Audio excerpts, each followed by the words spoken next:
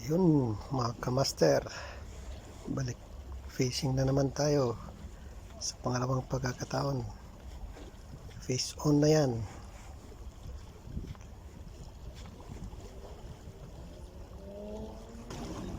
Yun, kakahuli tayo dyan mga kamaster. Isang napakalaking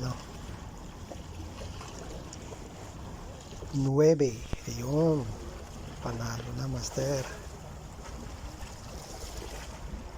panalo, buhay na buhay. Isang madali ang fishing lang yan. Panalo, patok na sa, ayun, solve na yung sinigang natin dyan master. Kakadali din ng 3 oras lang po na fishing natin sa taong 2025. Yun, may pang-ulam na, bawas budget pa.